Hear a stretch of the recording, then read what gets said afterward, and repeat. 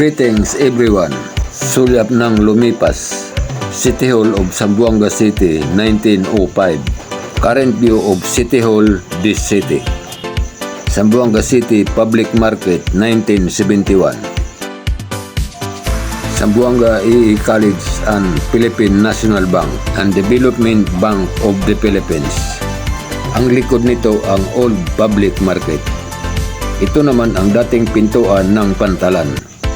Pakanan ang pasukan ng Old Public Market, ngayon at noon. At mayroon pang iba. Ito naman ang anyo ng Kawakawa Boulevard noong 1980s. Ito naman ang sa kasalukuyan.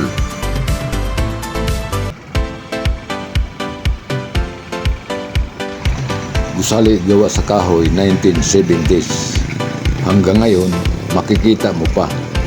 At nasasabi ko ito dahil dito na kami nanirahan sa Zamboanga City mula noong 1976. At malapit lang dito ang aming tinitirhan. At ito'y nasa Governor Alvarez Street. Ang Hari Ono Machine Shop ay kilala dito sa syudad. At tuluyan na itong nagsara nang namayapa ang may-ari. Mga babae ang mga anak kaya walang namamahala.